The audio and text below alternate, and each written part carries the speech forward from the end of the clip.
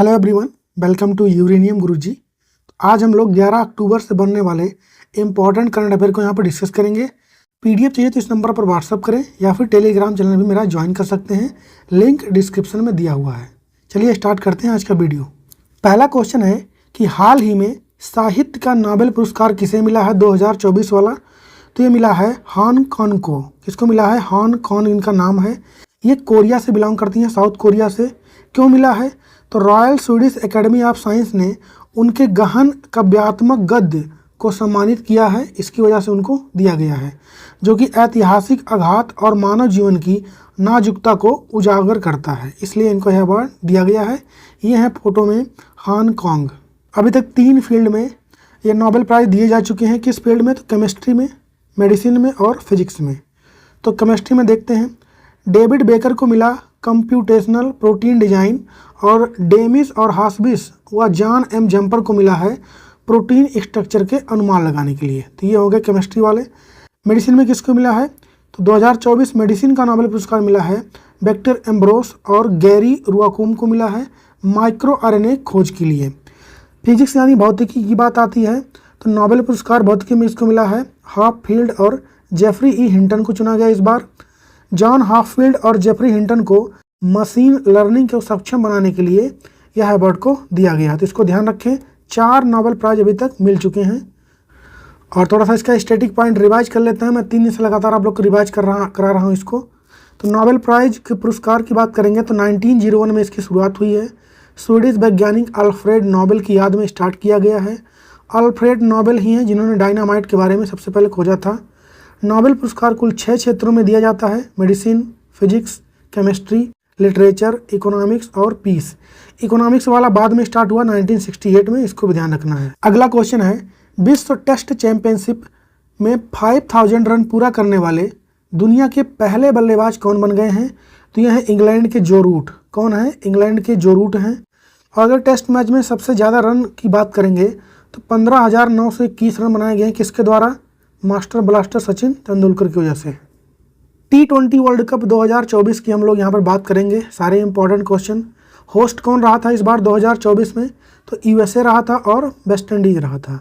इस बार किस नंबर का था ये? तो 9वां संस्करण था इसका। ब्रांड एम्बेसडर कौन कौन थे? तो उसेन बोल्ट थे, युवराज सिंह थे, क्रिस गेल थे, शाहिद अफरीदी थे। तो ये 4 लोग इस बार ब्रांड एम्बेसडर बने थे। विनर कौन रहा है? तो भारत ने इसको जीता था। हराया किसको था? साउथ अफ्रीका को। T20 वर्ल्ड कप 2026 वाले अगर ये पूछे कहाँ पर होंगे तो ये होगा इंडिया और श्रीलंका में, इसको भी ध्यान रखें। अगला क्वेश्चन है कि हाल ही में आसियान भारत शिखर सम्मेलन 2024 कहाँ पर स्टार्ट हुए हैं? तो ये स्टार्ट हुआ है लाओस में। भारत आसियान का मेंबर नहीं है, इस बात को ध्यान रखें आप लोग, इसलिए भारत का जो होता है आसियान भारत शिखर सम्मेलन अलग से होता है। इंडियन आसियान समिट की बात करेंगे इस बार इसका 21वां एडिशन होगा। और वहीं पर एशियान समिट जो होता है उसका इस बार 44 नंबर का होगा। और होस्ट कौन कर रहा है? उसको भी लाओस ही होस्ट कर रहा है। इंडिया इसका मेंबर नहीं होता है एशियान का। आसियान का फुल फॉर्म क्या हो जाएगा? तो association of south east Asian nation इसका फुल फॉर्म होता है। कुछ और करंट अफेयर को हम लोग रिवाइज करते हैं, जैसे आर्टिफिशियल इंटेलिजेंस सुरक्षा पर दूसरा सम्मेलन साउथ कोरिया के अभी हाल ही में सियोल में आयोजित हुआ है। और वर्ल्ड फ्यूचर एनर्जी समिट कहाँ पर हुआ है? UAE में हुआ है। विश्व सतत विकास शिखर सम्मेलन ये कहाँ पर हुआ है? नई दिल्ली में। और प्रथम परमाणु ऊर्जा शिखर सम्मेलन कहाँ पर हुआ है? तो ब्रुसेल्स में हुआ है। ये कुछ करंट अफेयर हैं, इसको ध्यान रखें। हाल ही में राफेल नडाल ने संन्यास की घोषणा की है, उनका संबंध किस खेल से है? तो राफेल नडाल एक टेनिस प्लेयर हैं। राफेल नडाल कहाँ के रहने वाले हैं? तो स्पेन के, इसको भी ध्यान रखना है। और अभी तक इन्होंने 22 बार ग्रैंड स्लैम जीत चुके हैं, इसको भी ध्यान रखना है। हम लोग यहाँ पे रिवाइज करेंगे, पूरे साल में 4 ग्रैंड स्लैम होते हैं। 2024 के चारों ही हो चुके हैं। तो अब इसको रिवाइज करते हैं हम लोग। तो ऑस्ट्रेलियन ओपन की बात करेंगे तो इसमें मेल में कौन जीता था? जैनिक सिनर जीते थे, ये इटली से बिलोंग करते हैं। फीमेल में कौन जीता है? तो आर्याना सबालेंका जीती हैं, जो कि बेलारूस से बिलोंग करती हैं। फ्रेंच ओपन की बात करेंगे इसमें मेल में कौन जीता है? तो कार्लोस अल्कराज जीते हैं, ये भी स्पेन से बिलोंग करते हैं। फीमेल की बात करेंगे तो एगा स्विएटेक जीती हैं, ये पोलैंड की हैं। विंबलडन ओपन की बात करेंगे तो मेल में कौन जीता? अगर विंबलडन ओपन की बात करेंगे तो मेल में कौन जीता, तो कार्लोस अल्कराज जीते हैं, स्पेन से बिलोंग करते हैं। ध्यान रखें फ्रेंच का भी इन्होंने जीता है और विंबलडन ओपन का भी इन्होंने जीता है। इसमें फीमेल में किसने जीता है, तो बारबोरा किस्जिकोवा ने जीता है, जो कि चेक रिपब्लिक से बिलोंग करती हैं। यूएस ओपन की बात करेंगे तो मेल में कौन जीता है, जेनिक सिनर इटली से बिलोंग करते हैं, और फीमेल में आर्याना सवालेंका जो कि बेलारूस से। आप लोग यहाँ पर देख पा रहे होंगे कि जो ऑस्ट्रेलियन ओपन है और यूएस ओपन है दोनों में सेम लोगों ने ही जीता है, इसको ध्यान रखना है। और कभी कभी एग्जाम में पूछ लेता है कि ये किस पिच पे खेले जाते हैं, तो ऑस्ट्रेलियन ओपन खेला जाता है हार्ड पिच पे और यूएस ओपन भी खेला जाता है हार्ड पिच पर। वहीं पर फ्रेंच ओपन की बात करेंगे तो ये क्ले कोर्ट पे खेला जाता है, और विंबलडन ओपन की बात करेंगे तो ये ग्रास कोर्ट पे खेला जाता है। इसको भी आपको ध्यान रखना है, स्टैटिक पॉइंट है। हाल ही में हमसफ़र नीति कहाँ पर स्टार्ट किया गया है, तो नेशनल हाईवे पर स्टार्ट हुआ है, राष्ट्रीय राजमार्ग पर। इसका उद्देश्य क्या होगा, तो जो लोग सफ़र करते हैं राष्ट्रीय राजमार्ग पर उनकी यात्रा को और भी अच्छा सुगम बनाना इसका उद्देश्य रहा है। किस प्रकार से, तो अगर मान लिया किसी को भूख लगा है और ढाबा कहाँ पर खाने वाला है उसका पता करना है, तो उसके लिए ऐप लॉन्च हुआ है, उससे ट्रैक कर सकते हैं आप। पेट्रोल भरवाना है तो भी आप उससे ट्रैक कर सकते हैं। ऐसी जितनी भी दिक्कतें आती हैं, या एक्सीडेंट हो गया और आसपास कोई तुम्हें हॉस्पिटल नहीं मिल रहा, उसके बारे में भी उसी ऐप में पता चल जाएगा लोकेशन। तो इसको लॉन्च किया है केंद्रीय मंत्री परिवहन मंत्री हैं नितिन गडकरी ने। इसका उद्देश्य राष्ट्रीय राजमार्ग यात्रा को सुलभ बनाना है। इसके लिए राजमार्ग यात्रा ऐप लॉन्च किया गया, जिसका जिक्र मैंने अभी किया था। अगला क्वेश्चन है कि हाल ही में एशिया की सबसे बड़ी इमेजिंग दूरबीन वेधशाला कहाँ पर शुरू हुई है, तो यह लद्दाख में शुरू हुआ है। इसका उद्घाटन किसने किया है, तो परमाणु ऊर्जा के अध्यक्ष डॉक्टर अजीत मोहंती ने इसका उद्घाटन किया है। इसका जो नाम रखा गया है वो है MECE मेस इसका नाम है। इसका फुल फॉर्म क्या होगा, तो मेजर एटमॉस्फेरिक चेरनोक एक्सपेरिमेंट इसका फुल फॉर्म हो जाएगा, इसका नाम रखा गया है। इसके बारे में और अगर जानेंगे हम लोग, तो यह एशिया महाद्वीप का सबसे बड़ा इमेजिंग टेलीस्कोप होगा, जो कि 4300 मीटर ऊंचाई पर स्थापित किया गया है लद्दाख में। इसका उद्देश्य कॉस्मिक रे और गामा रे की स्टडी करना है, इसको भी ध्यान रखना है। लद्दाख की बात आई है तो अभी हाल ही में इसको यूटी बनाया गया है। कब, तो यूटी उसको बनाया गया 31 अक्टूबर 2018 को। कैपिटल उसकी है लेह, और डिस्ट्रिक्ट कितने हो गए हैं अब 7। पहले सिर्फ 2 ही इसमें डिस्ट्रिक्ट थे, एक लेह है दूसरा कारगिल, 5 और ऐड कर दिए गए हैं। अगला क्वेश्चन है कि हाल ही में राष्ट्रीय समुद्री विरासत परिसर कहाँ पर स्थापित किया गया है, तो यह स्थापित हुआ है गुजरात में। गुजरात में भी अगर पूछे तो कहाँ पर, तो लोथल में हुआ है, और अभी हाल ही में इसकी मंजूरी केंद्र सरकार ने दे दिया है। कुछ और करंट अफेयर रिवाइज करते हैं हम लोग। जैसे मिस वर्ल्ड 2024 किसने जीता इसका खिताब, तो क्रिस्टीना प्लिस्कोवा ने जीता है, जो कि चेक गणराज्य से बिलोंग करती हैं। 96 नंबर का ऑस्कर अवार्ड में सर्वश्रेष्ठ फिल्म का अवार्ड किसे मिला, तो ओपनहाइमर को।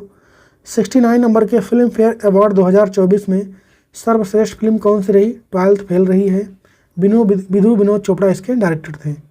और 81 नंबर का गोल्डन ग्लोब पुरस्कार 2024 वाला, इसमें सर्वश्रेष्ठ फिल्म किसको मिला है, तो ओपनहाइमर को मिला है। और जो ऑस्कर अवार्ड है बेस्ट एक्टर का भी वो भी ओपनहाइमर के एक्टर हैं किलियन मर्फी, उनको मिला है, इसको भी ध्यान रखें। हाल ही में कितने बिलियन डॉलर के साथ विदेशी मुद्रा भंडारण में भारत चौथे स्थान पर रहा है, तो 700 बिलियन डॉलर है विदेशी मुद्रा भंडारण भारत की। पहले नंबर पे चाइना है, सेकंड पे जापान है, और थर्ड पर है स्विट्जरलैंड। अब चौथे पर कौन आ गया है, भारत। अगला क्वेश्चन है कि हाल ही में भारतीय विदेश व्यापार संस्थान कहाँ पर अपना पहला विदेशी परिसर खोलेगा, तो ये खोलेगा दुबई में। कुछ क्वेश्चन रिवाइज करते हैं।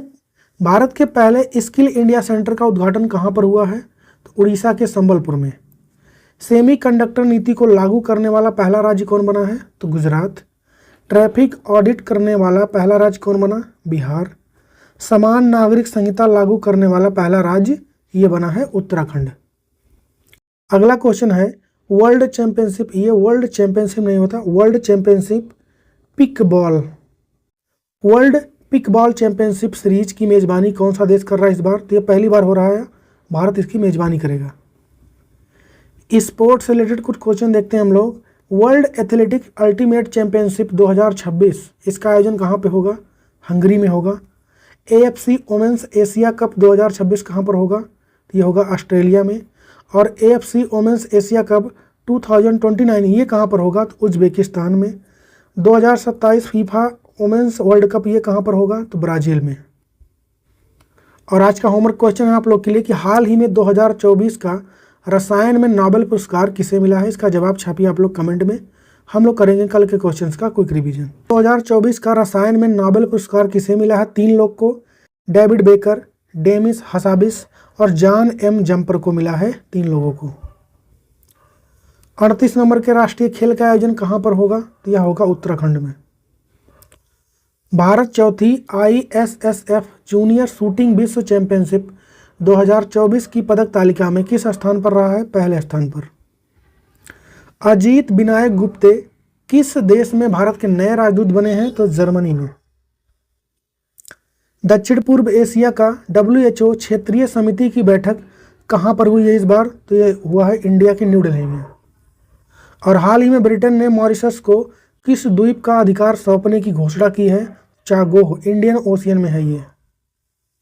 और हाल ही में विश्व डाक दिवस कब मनाया गया? 9 अक्टूबर को। और हाल ही में WHO ने किस देश को ट्रेकोमा मुक्त घोषित कर दिया है? तो भारत को। और हाल ही में किसने नेस्ले इंडिया के प्रबंध निदेशक का पदभार संभाला है? मनीष तिवारी ने। तो यहाँ पर कंप्लीट होगा आज का डेली सेशन। तो यहीं तक रखते हैं आज तक। अगले वीडियो में मिलेंगे कल, तब तक के लिए जय हिंद।